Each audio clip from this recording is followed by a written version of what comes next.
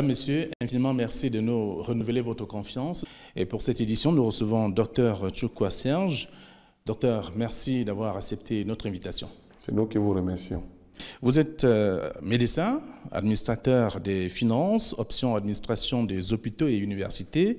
Vous êtes enseignant à la faculté de médecine de l'Université des Montagnes et en même temps, actuellement, vous êtes administrateur des cliniques universitaires des Montagnes aussi. Tout ça, c'est pour vous? C'est pour moi. Ça prouve qu'on a étudié. Voilà. Puisque vous avez étudié, avec vous, nous allons parler du circuit du patient et nous allons aborder un sujet qui me semble important et qui intéresse d'ailleurs les téléspectateurs. Il s'agit de l'ignorance, qui est, je pense, la première maladie qu'on devrait soigner avant les autres. Cette question est fondamentale, Flavien. Pourquoi? Parce que nous rendons compte dans notre contexte que l'ignorance, ce n'est pas seulement ceux qui ne sont pas allés à l'école. Tout le monde est ignorant du système, de notre système de santé. C'est-à-dire ceux qui sont nantis des diplômes et ceux qui n'ont jamais eu la chance d'aller à l'école. Tous se retrouvent au même niveau d'information. Donc c'est vraiment un problème de santé publique. Quel est le circuit du patient lorsqu'un patient arrive à l'hôpital, par exemple, dans une formation sanitaire? Il faut déjà définir le circuit du patient. Avant son arrivée dans une formation sanitaire, il faut déjà savoir que le premier relais dans notre environnement, dans notre contexte économique, c'est que le patient se rend d'abord chez le tradithérapeute. Donc il n'arrive à l'hôpital qu'en deuxième position. Donc la première position dans le circuit du malade, c'est le tradithérapeute. Et la deuxième position, c'est les hôpitaux. Et dès que ce malade arrive dans un hôpital, il y a également une structure de prise en charge qui est mise sur pied. Et ce circuit du malade commence depuis son accueil. Donc si le malade est mal accueilli, ça veut dire que la prise en charge sera compliquée. Le malade ne va pas percevoir la pertinence ni des soins ni du diagnostic qui sera posé, encore moins prendre le traitement qui sera instauré. Donc ce circuit du malade demande vraiment une dextérité et il est à noter que la plupart des hôpitaux ont un circuit des malades, mais le plus souvent, ce circuit n'est pas respecté. Ce circuit n'est pas respecté et quand ce circuit n'est pas respecté, vous voyez, le séjour du malade devient compromettant au sein de cet hôpital-là. Donc, peut-être en évoluant, j'irai plus en profondeur pour mieux éclairer les uns et les autres. Très bien. Et puisque vous allez davantage nous expliquer, de façon concrète, lorsqu'un patient arrive, qui le patient voit en premier? Je dirais que le bureau des accueils, c'est d'abord la zone de cri des malades. C'est-à-dire l'accueil peut être aux urgences. L'accueil peut également être pour des malades, par exemple, qui ne sont pas dans un tableau d'urgence. Ils arrivent peut-être en soins ambulatoires, ils se font enregistrer directement au niveau d'un bureau d'accueil. Après le bureau d'accueil, le malade est orienté vers la caisse où il achète son carnet, il achète son thermomètre et il va prendre ses paramètres. Et après la prise des paramètres, le malade est directement orienté vers un médecin. Et quand il quitte le bureau du médecin après une consultation et le diagnostic, c'est sûr, il doit avoir des bulletins d'examen et probablement une ordonnance. Donc ce malade retourne encore au bureau des accueils pour enregistrer sa facture et aller à la caisse payer et avoir ses médicaments et peut-être aller également au laboratoire pour se faire prélever afin d'avoir ses résultats pour permettre au médecin de confirmer ou d'infirmer le diagnostic. Alors, à vous entendre, on comprend que le patient voit en premier un infirmier, tout de suite, qui va lui prendre, tout au moins, comment vous dites ça, lui prendre les paramètres. Oui. Voilà. Après ces paramètres, le patient est orienté vers le médecin généraliste qui va également lui poser des questions, je voudrais dire, vous appelez ça, c'est une consultation. Une consultation médicale, oui. Et lorsque le patient est consulté, le médecin généraliste l'oriente selon la pathologie. Et cette orientation, ce médecin généraliste peut également orienter vers un spécialiste. Si par exemple c'est un hôpital comme le nôtre où il y a tous les spécialistes travaillent là, il peut l'orienter directement vers un spécialiste pour que le spécialiste puisse donner son avis. Et une fois le spécialiste a donné son avis et les examens et la conduite a tenu, la suite de sa prise en charge dépend de ce que le spécialiste aura retenu. Très bien.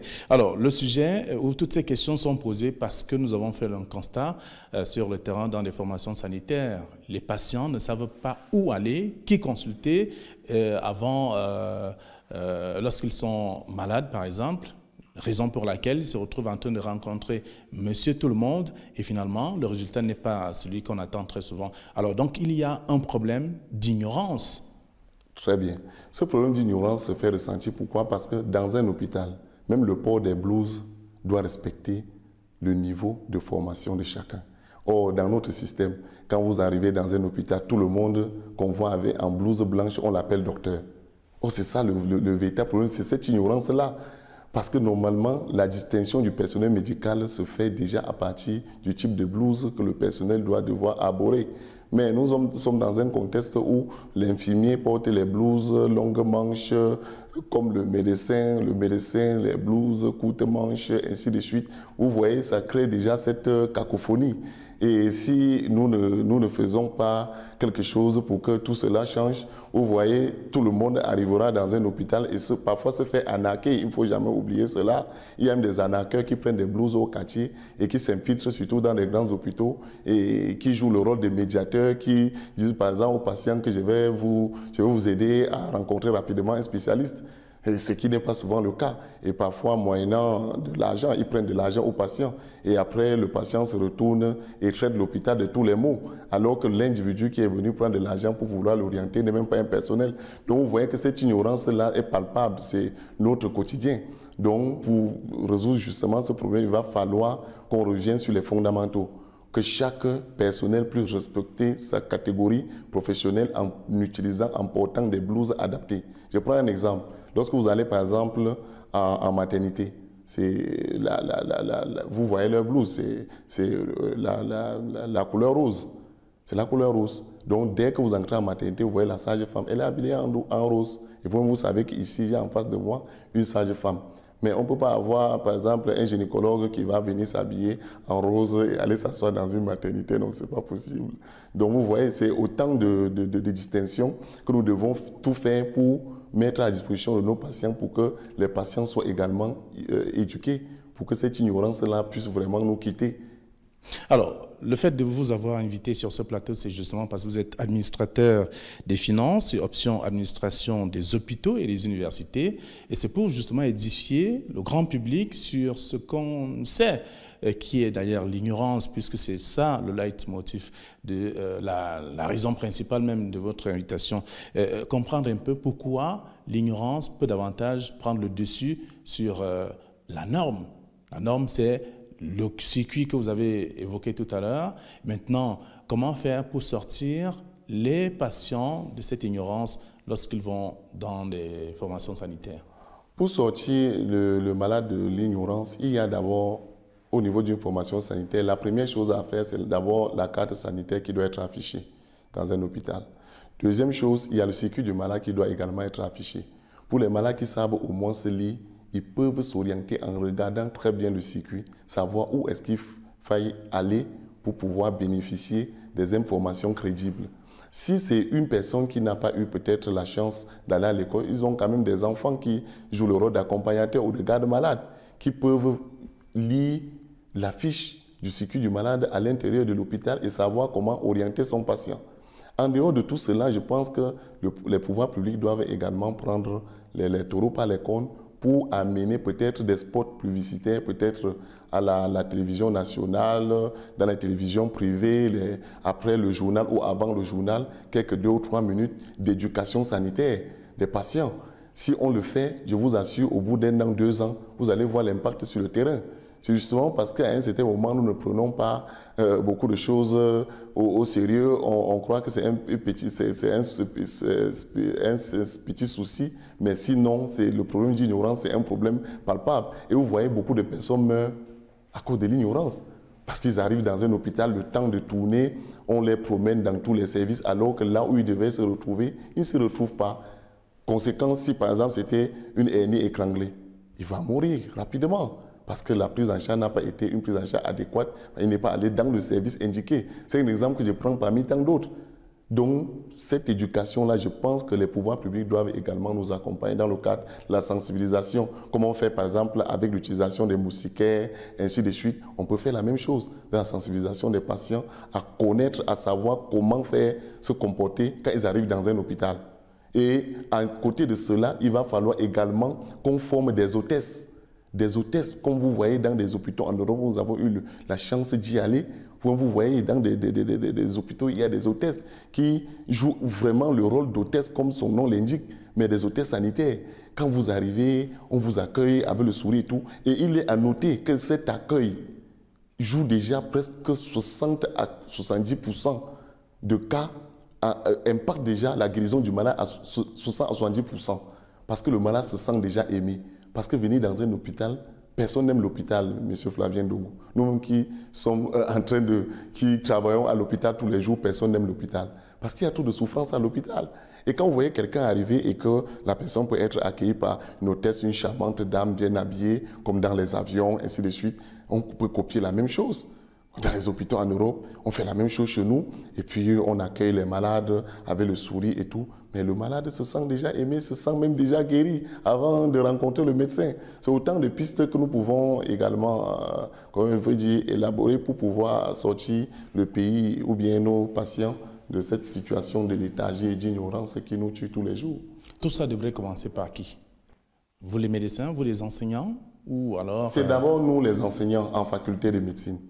Il est à noter que peu sont des facultés, par exemple, aujourd'hui, dans notre pays, qui forment des hôtesses médicaux, des communicateurs médicaux.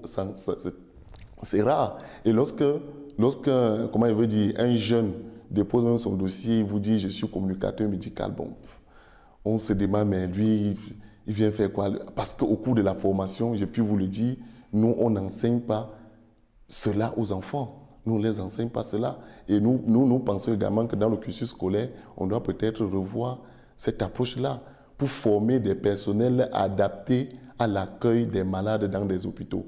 Parce que la plupart du temps, je ne peux pas dire que je fais l'exception. Même chez moi, l'infirmière qui est à l'accueil, c'est une infirmière parmi tant d'autres qui joue son rôle, qui joue le rôle d'accueil parce qu'on a dit, bon, on va rester à ce poste et faire tel travail. Sinon, la formation adéquate pour être hôtesse ou bien pour accueillir dans un malade, pour accueillir dans un hôpital, elle n'a pas eu cette formation-là, cette dernière. Donc vous voyez que c'est un problème de santé publique, ça touche tous les hôpitaux du Cameroun.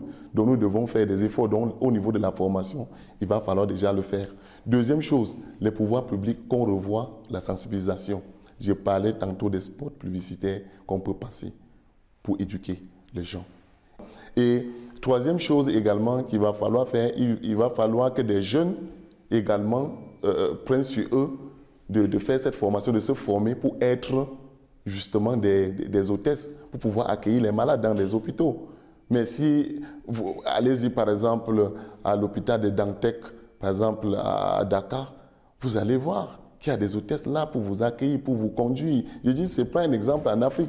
Vous n'êtes pas allé loin parce qu'on dira, pourquoi toujours parler de l'Europe? Parlons un peu de l'Afrique aussi. Donc, ces hôtesses qui accueillent le malade, qui vous amènent jusqu'à la pharmacie, vous achetez vos médicaments, ils vous conduisent au labo, vous quittez l'hôpital, ils vous accompagnent auprès de votre véhicule et puis c'est fini, vous rentrez chez vous étant satisfait. C'est de ça qu'il est question. Alors, c'est un long processus, on va le dire, puisqu'il faut commencer par là pour avoir des formations sanitaires de qualité, pour avoir des infirmières de qualité, pour avoir des médecins de qualité également. Aujourd'hui, est-ce qu'on va dire que le fait de ne pas le faire, c'est-à-dire réserver un accueil des plus aisés à un patient, est une sorte d'ignorance également? Oui, mais c'est une sorte d'ignorance parce que, vous savez, le médecin ne peut pas tout faire. Déjà, il a des tonnes de cours à, comment je veux dire, à ingurgiter, je peux le dire, hein, pour être médecin. Et en plus, aller en spécialisation. Ce n'est pas facile lui demander peut-être de jouer ce rôle-là, non. Mais on peut former d'autres personnes pour faire ce travail-là. Du moment où ces personnes ne sont pas formées, c'est le médecin qui doit être le médecin consultant, le médecin doit jouer le rôle de médecin qui accueille, il va également jouer le rôle de médecin traitant, médecin, psychologue et tout, vous voyez, c'est trop demandé aux médecins. Mais si nous formons un personnel adapté pour faire ce travail-là, je pense que nous allons pouvoir y arriver. Et surtout, je conseille que les spots publicitaires puissent passer au niveau des différents médias pour que les gens puissent comprendre ce que c'est qu'un système de santé, comment est-ce qu'il faut faire pour se prendre en charge. Et vous voyez, ça touche tout le monde dans notre République. Il n'y a pas, même des personnes nantis financièrement, n'ont pas cette information-là, sont ignorants face au circuit du malade dans un hôpital. Vous voyez que ce n'est pas un problème de classe sociale, c'est un problème qui touche tout le monde. Alors, c'est tout le monde qui est concerné, vous l'avez dit, et c'est d'ailleurs le constat qui est fait.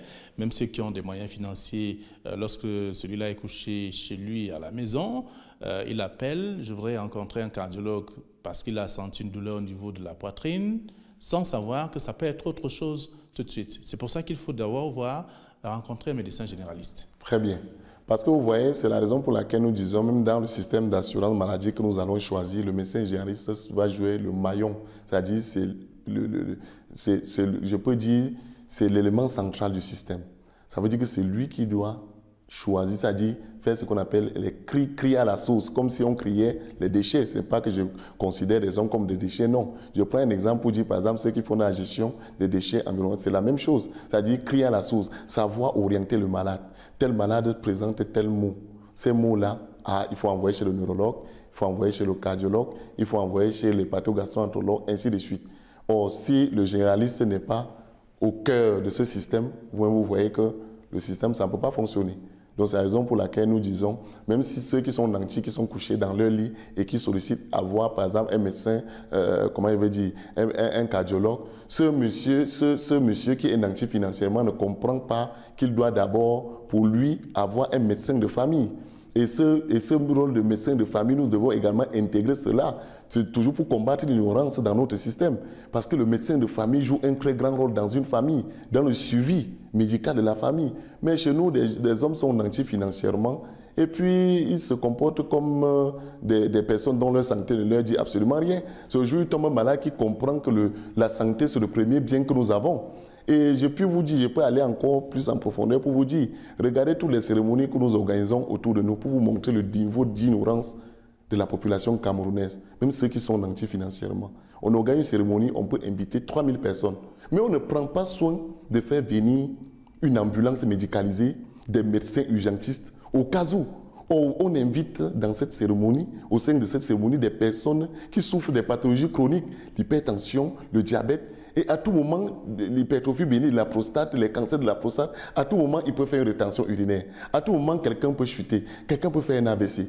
Mais on dépense des millions pour nourrir les gens, mais on ne prend pas soin, on ne se dit pas que toi-même, organisateur de la cérémonie, tu peux chuter. Comment faire pour te prendre en charge? Vous avez vu beaucoup de personnalités tomber à la télévision, il y a des médecins dans la salle, il n'y a personne pour les prendre en charge.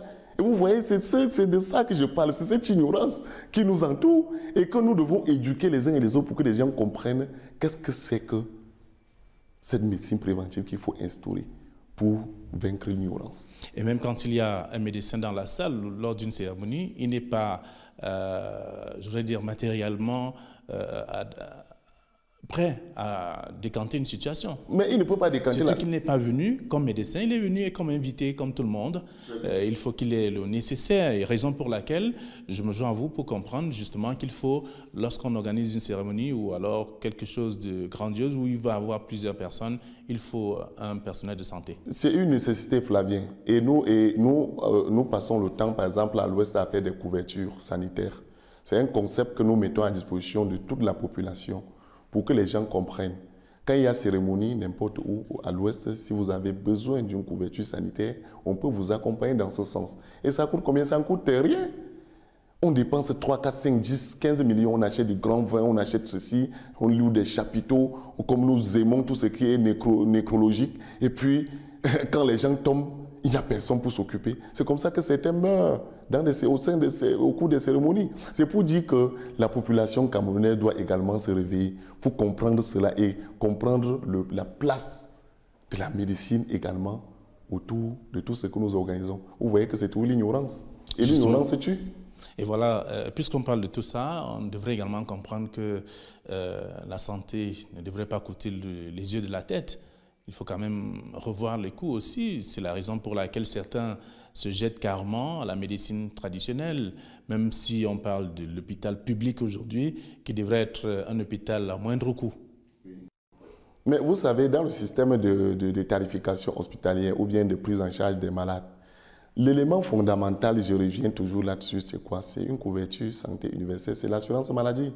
Si nous voulons avoir une bonne prise en charge dans notre contrée, c'est-à-dire que les Camerounais soient bien soignés et tout, l'assurance maladie s'impose, universelle s'impose. S'il n'y a pas cela, on aura toujours ce problème de coût. Qu'est-ce qui prouve qu'en allant, par exemple, chez le cardiothérapeute, on dépense moins? Je puis vous dire encore, il y a d'autres charlatans qui sont arrivés, qu'on appelle les églises réveillées. Regardez ce qui se passe au sein de ces églises. Je ne sais pas si nos autorités regardent ça, mais c'est catastrophique. Vous suivez un malade qui souffre d'une pathologie chronique comme le diabète, et un matin, un vendeur d'illusions se place devant ce monsieur et lui fait comprendre que non, en lisant quelques versets bibliques, il va retrouver la santé. Mais soyons sérieux. Même dans la Bible, c'est écrit « Aide-toi, le ciel t'aidera ». Mais ce n'est pas possible. Voilà où nous en sommes. C'est pour dire que ce soit la médecine traditionnelle, que ce soit les hôpitaux publics, que ce soit les hôpitaux privés, les soins de santé, il n'y a pas de gratuité. Il y a toujours quelqu'un qui paye quelque part. Même lorsqu'on vous dit qu'il y a une campagne de santé gratuite, il y a toujours des gens qui ont cotisé quelque part pour payer. C'est pour dire que pour que les choses avancent, pour que la santé des Camerounais, que les Camerounais retrouvent un niveau de santé bien, à un niveau vraiment acceptable et que l'expérience de vie augmente, il va falloir qu'on mette l'assurance maladie sur pied pour aider, pour supporter ce coût, la tarification, le coût de la prise en charge des soins dans les hôpitaux. Alors, pour parler de l'assurance maladie, est-ce que ce n'est pas comme le slogan évoqué en l'an 2000, Santé pour tous en l'an 2000? Mais vous savez, slogan pour tous, Santé pour tous en l'an 2000, c'était une réalité. Beaucoup de pays ont atteint l'objectif. Parce que vous savez... Et pas le Cameroun? Mais on n'a pas atteint l'objectif au Cameroun. Pas seulement au Cameroun, beaucoup de pays africains, comme toujours, nous sommes toujours à la traîne. On a encore repoussé pour 2025. Et maintenant, on a défini, ce n'est plus les OMD, c'est maintenant les ODD. Vous comprenez? Et on a repoussé à 2025. 2025, c'est dans quelques 5 ou 6 ans. D'ici 6 ans, on fera encore le bilan. Peut-être on va encore repousser à 2035 ou 2045. Je ne sais pas. Qui vivra verra. Très bien. Alors, docteur Chokwa Serge, vous êtes médecin, je le rappelle, et administrateur des finances, option administration des hôpitaux et des universités.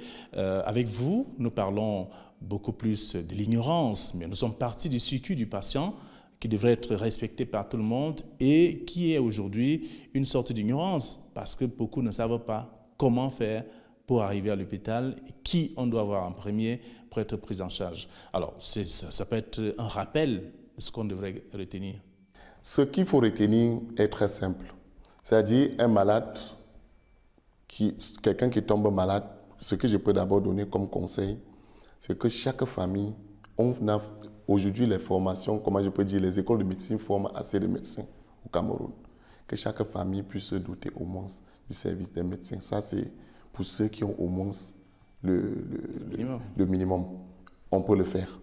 Deuxième chose, lorsqu'on tombe malade et qu'on décide de se rendre dans un hôpital, qu'on se fasse accompagner par quelqu'un qui sait au moins lire et écrire. Très important, si on n'est pas à l'aise. Parce qu'on peut également être nanti intellectuellement, c'est-à-dire et arriver dans un hôpital dans une situation de coma. En ce temps, on ne pourra pas s'orienter. Il n'y aura personne pour vous orienter. Il va falloir justement qu'on le fasse. Et que troisième chose, au niveau également de nos formations sanitaires, que nous puissions former des hôtesses pour accueillir les malades à leur arrivée. Ça, c'est un problème, c'est une insuffisance que je reconnais, même dans mon hôpital, c'est une insuffisance. Parce qu'une chose est de poser le diagnostic des autres, mais il faut aussi faire son autodiagnostic. C'est une insuffisance que nous comptons également corriger et que tous les hôpitaux doivent également faire la même chose pour mettre les malades à l'abri. Et quatrième chose, c'est l'éducation sanitaire de nos patients, comme je le disais tantôt, à travers les médias. Vous, les journalistes, on peut monter des supports, des spots publicitaires d'une minute ou d'une minute 15. Avant le journal, on peut passer cela pour éduquer les gens. Et vous voyez que si nous le faisons au bout d'1 an, 2 ans, 3 ans, vous allez voir le résultat sur le terrain. Donc c'est un problème de temps. Donc si nous prenons tout ce que nous avons dit là en compte, vous voyez que cette ignorance-là va reculer d'un pas. Et quelqu'un le disait, si on vous envoie à l'école et que vous avez refusé d'y aller, testez l'ignorance un seul jour, vous allez comprendre. Rendez-vous compte que vous levez un matin, feu rouge, vous ne savez pas qu'il faut peut-être s'arrêter, feu rouge. On lève le drapeau, il faut s'arrêter pour rien du tout. Vous êtes ignorant, mais c'est très grave. Vous allez payer le plus lourd tribut de la terre. Docteur Tchoukwa Serge, merci d'avoir répondu à nos questions. Vous êtes à la tête d'une structure sanitaire. Vous avez reconnu que même dans votre formation sanitaire, il y a des choses qui ne sont pas respectées. Qu'est-ce que vous allez faire pour que ce soit fait? Bon, c'est ce que nous devons faire. Je suis manager, vous comprenez. Et un manager, c'est celui qui à un certain moment peut poser faire son autodiagnostic, savoir est-ce que je suis sur la bonne pente. Donc, ce qui fait que nous allons prendre les taureaux par les cornes pour corriger cela afin d'améliorer la qualité de la prise en charge dans notre hôpital. Merci. Merci à vous également, chers téléspectateurs, d'avoir été nombreux à regarder encore cette autre édition.